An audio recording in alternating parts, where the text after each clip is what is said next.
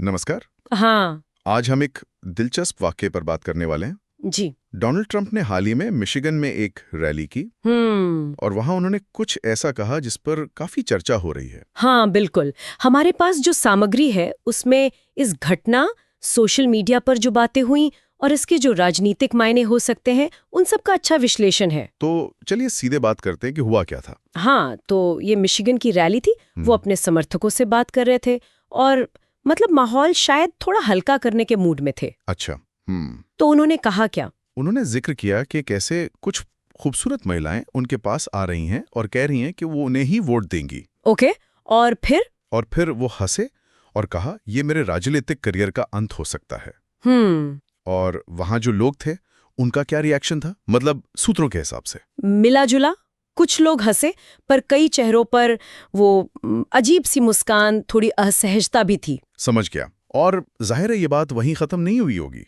बिल्कुल नहीं। Social media पर तो जैसे आग लग गई, क्लिप वायरल हो गई। अच्छा, तो क्या रहा सोशल मीडिया का टेक? दो तरह की बातें, एकदम अलग। एक तरफ वो लोग थे जो कह रहे थे, अरे ये तो ट्रम्प है, उनका यही अंदाज है। मतलब उनका वो चिरपरिचित स्टाइल, बेबाक। हाँ, वही कि ये उनकी पहचान है। कुछ लोग इसे पसंद भी करते हैं, प्रामाणिकता मानते हैं। लेकिन दूसरा पक्ष भी तो होगा। बिल्कुल। और वो काफी बड़ा था। बहुत से लोगों ने इसे बेहद अनुचित कहा, असंवेदनशील। हाँ, मैंने देखा कुछ जगहों पर क्रीपी एएफ जैसा शब्द इस्तेमाल हुआ, मतलब बेहद अजीब और असहज करने वाला। एग्जैक्टली।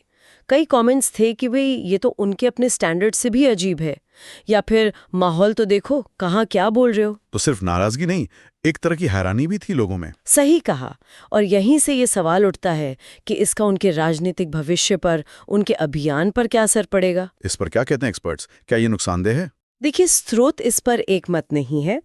कुछ का मानना है कि उनके जो कट्टर समर्थक हैं वो इसे शायद नजरअंदाज कर देंगे, या शायद इसे भी पॉलिटिकल करेक्टनेस के खिलाफ एक और सबूत मानेंगे। हो सकता है।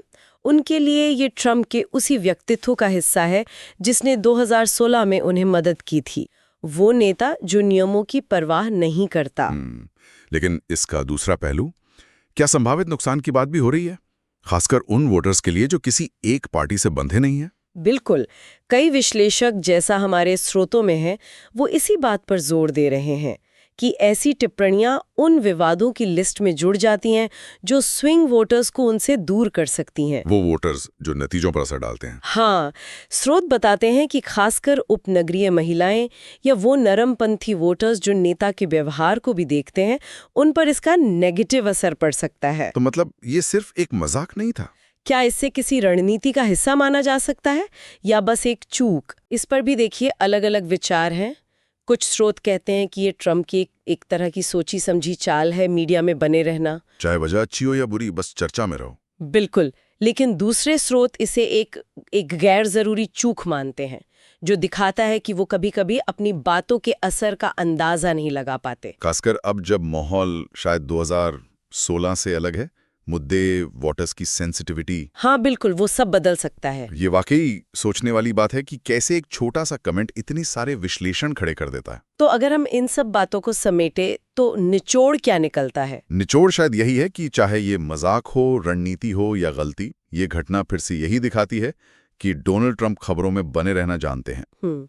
लेकिन ये उनके व्यक्तित्व के उस पहलू को भी उजागर करती है जो एक तरफ उनके समर्थकों को जोश दिलाता है, तो दूसरी तरफ आलोचकों और दुविधा में पड़े वोटर्स को असहज करता है। बिल्कुल। और यहीं पे शायद एक सवाल उठता है सोचने के लिए। जी। आज का जो इतना बटा हुआ राजनीतिक माहौल है, उसमें किसी नेता की ऐसी विवादास्पद बातें वोटर्स की राय को आखिर कितना बदल पाती हैं? और क्या ये रणनीति कि आप लगातार सुर्खियों में रहें, भले ही विवादों के जरिए, हमेशा राजनीतिक तौर पर फायदेमंद होती हैं? ये एक बड़ा सवाल है।